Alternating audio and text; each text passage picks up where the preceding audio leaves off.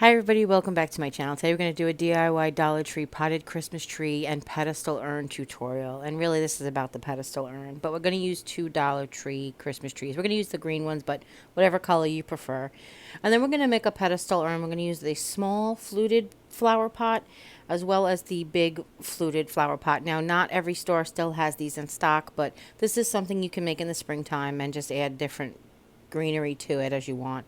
We're also going to use some glue and some paint that I didn't mention, but again, that's another option. That's just entirely up to you. And then we're going to use some sort of weight system, and I'll talk you through those too. So the first thing we're going to do is we're just going to take some Fix-All adhesive, and the instructions for Fix-All adhesive actually say apply it, marry them, take them apart, and let them sit for some time. I think it depends on how long your, what was I going to say? I think it depends on how thick you put the paint on. But then we're going to, glue on. But then we're going to go ahead and add some hot glue just to help. This is Gorilla Hot Glue Sticks. I like the combination. This is going to be outside my house. I was originally making 2 of them for my fireplace, but Dollar Tree was sold out of green Christmas trees.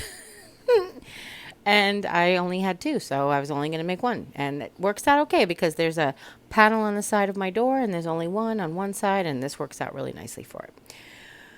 Okay. So now that these have completely dried, I made sure that they were set up pretty well. We're going to go ahead and we're going to just distress it. Now, if you could tell, these colors are pretty close together, and this makes a really cute urn just by itself. You can stop here 100%. But what I'm going to do is I've just taken a foam brush. Now, I've taken a foam brush that was already ripped apart. The more you use them and wash them, the more they shred.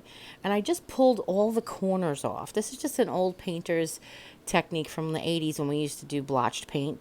And I'm just mixing it into truffle and ink.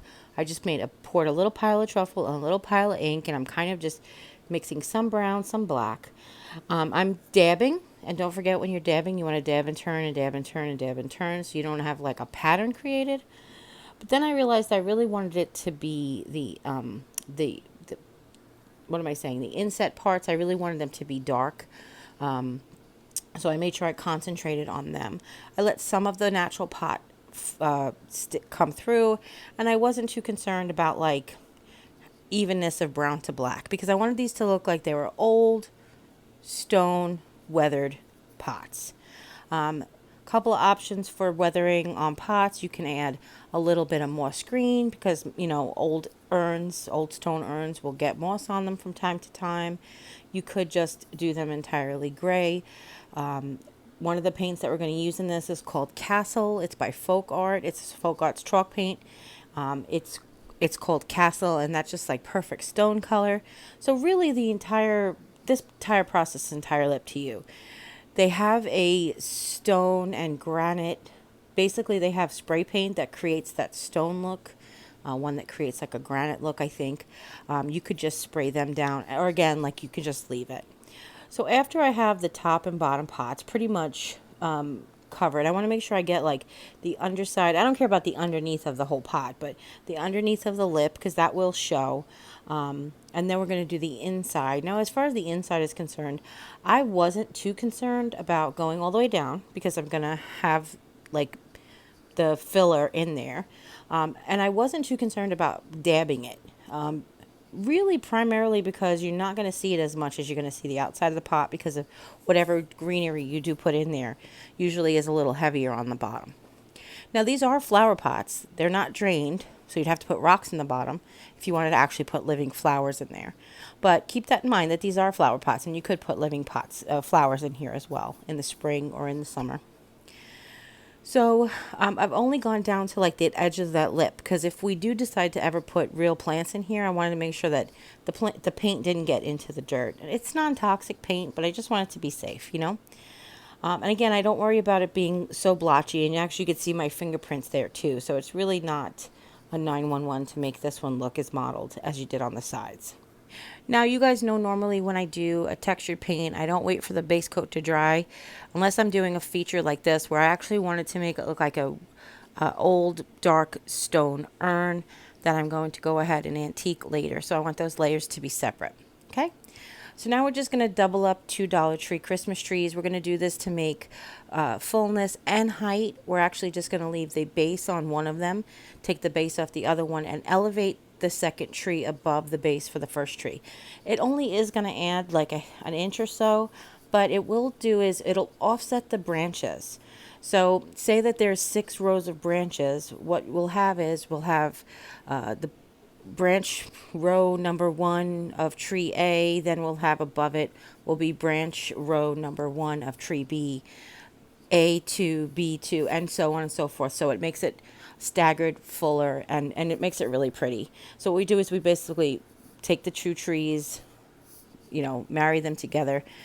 You could use the garland ties to tie them together, rubber bands, whatever you want. That's entirely up to you as well.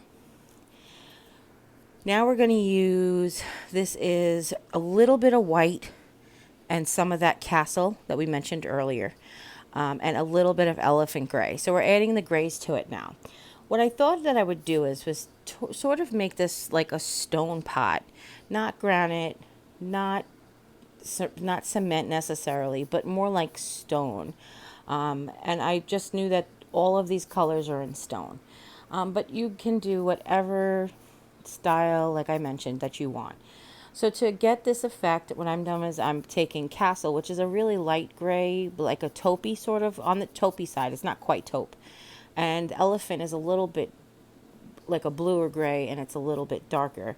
And I'm using them to basically create that front layer of say, years of wind and snowstorms blowing against it, just to basically, burnish it almost, I guess, is what I'm really trying to say. And just wherever you think it looks good, it's the same thing. The thing is, and I know that many of you know this, but it's hard to convince yourself. Art is subjective. If you don't like this technique, then this technique isn't for you. If you like this technique, then this technique is for you. I mean, that's pretty much how it goes. When you're doing stuff like this, like antiquing your furniture or doing your wood graining, any of that stuff, you're going to do it until you like it. And then that's the way you're going to like it, if that makes any sense. We often people get messages to me that they can't do this kind of thing. It really is just a matter of practice and see. I mean, we talked about this before.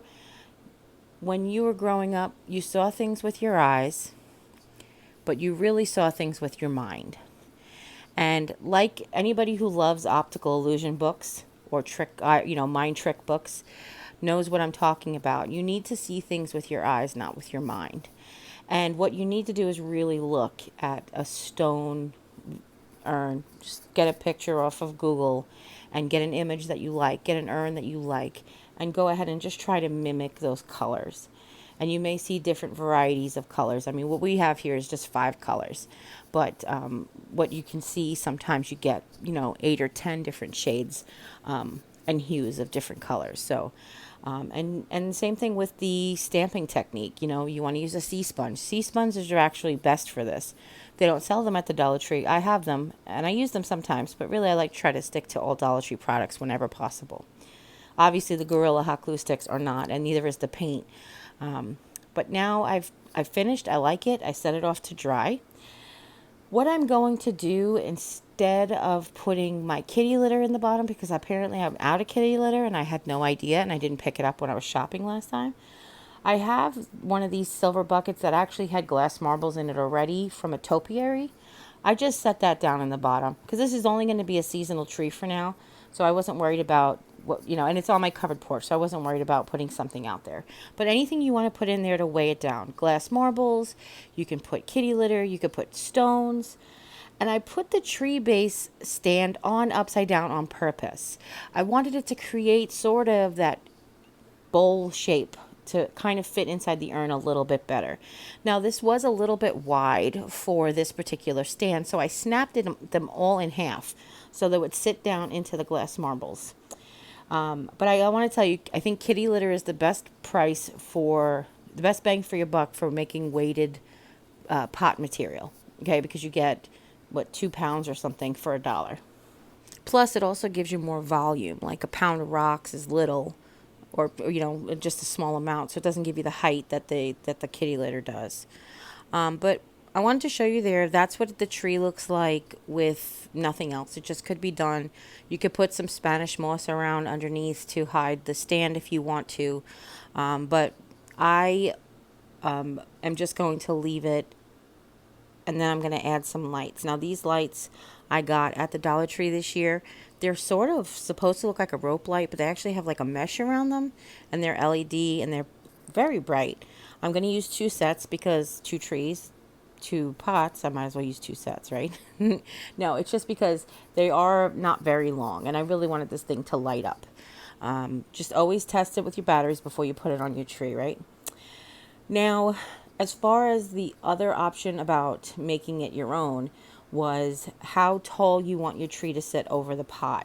So some people like their basically to be a pot, then a space, and then their tree. And some people like their tree just to sit right on the lip of their pot. And that's kind of the look I was going for. If I probably wanted to invest a little bit more money, I could fill in the bottom with some of the garland to make it look like tall, to make it taller and look fuller. But I like it. I mean, I really do love the way it came out. It's a really cute little potted tree right next to my doorway. It looks really cute next to my little galvanized bucket, which I didn't even intend that to be a cute part. And then I just wrapped some lights around it. Again, lights are optional. I think if I had my druthers, I'd probably get something with a timer off of Amazon or something, or from Walmart. So here's how it looks in the daytime. Like I said, it's cute. It's little. As you can see, that's the panel on the side of my door. And here's how it looks at night. So hopefully you guys really enjoyed this tutorial. If you do, give this video a thumbs up. If you have any questions at all, go ahead and leave them in the comments down below. Don't forget to share with friends and family, anybody who might be interested in making one of these cute little trees. And if you haven't yet, click subscribe. When you do, a little bell will pop up. When you ring that bell, YouTube will let you know whenever I upload a new video. And as always, you guys take care, God bless, and we'll see you next time. Bye.